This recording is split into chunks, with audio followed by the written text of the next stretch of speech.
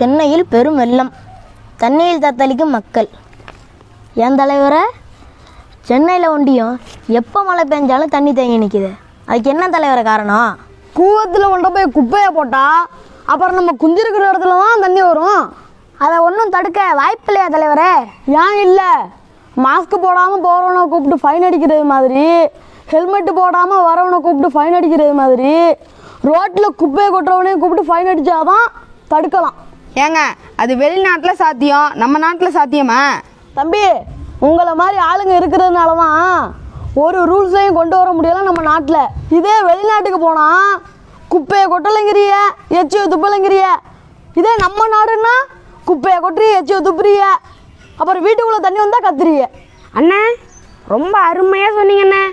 வெளிநாட்டில் குப்பையை கொட்டினா வேலையும் போயிடும், வேலை பார்த்த சம்பளமும் போயிடும். அதே நம்ம நாட்டில் குப்பையை கொட்டினா நாடு நாசமாக போகுங்கிறது எவனுக்குமே தெரியலை.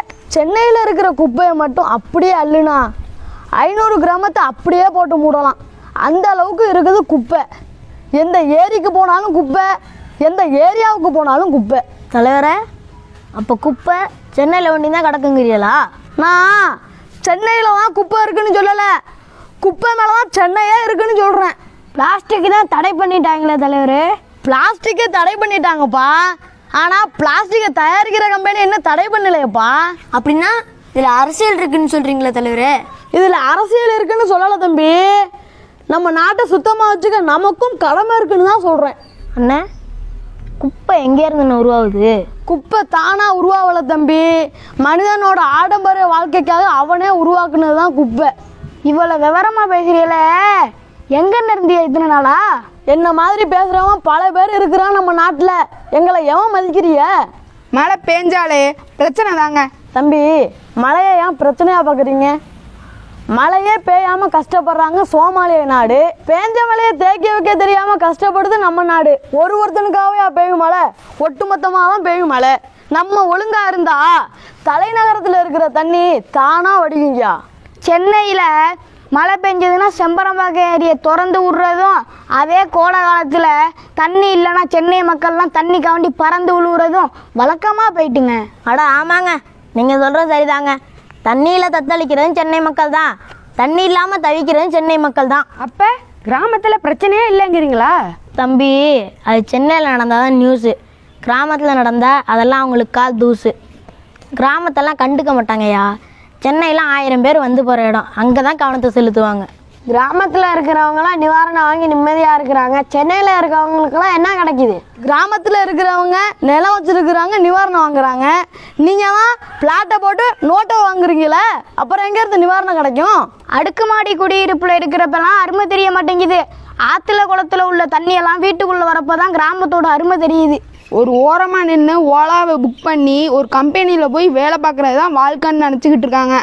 ஆனால் இயற்கையோட சேர்ந்து வந்தாதான் இன்னொரு தலைமுறையே இருக்குன்னு ஏன் இவங்களுக்கு தெரியலை? வேலை பார்க்காம இயற்கையாக பார்த்துக்கிட்டு இருந்தா சோறு யாரும் சொந்தக்காரனை வந்து போடுவான் அவங்களுக்கு. வேலைக்கே போவானான்னு சொல்லலையா, சுயநலமாக இருக்காமல் பொதுநலமாக இருக்குன்னு தான் சொல்கிறேன்.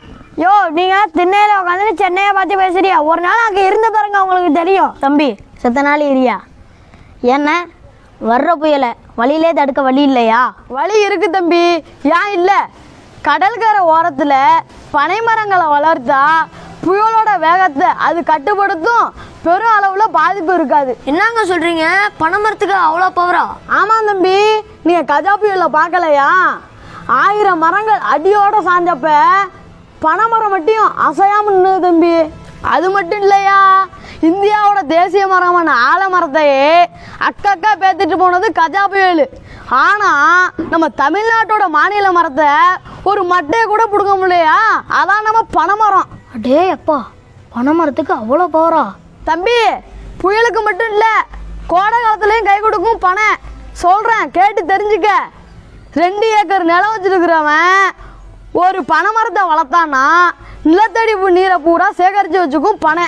ஏ அப்பா, பனைமரத்துக்கு இவ்வளோ பவரா? தம்பி, பனையை பற்றி சொன்னது 10 பாயிண்ட் தான்ப்பா, இன்னும் பல கோடி பாயிண்ட் இருக்கு. அப்போ நம்ம ஊர்லேயே நாளைக்கே பனைமரத்தை நட வேண்டியதுதான். நட்டு தண்ணியை ஊற்றி நாட்டை நம்ம காப்பாற்றுவோம்யா.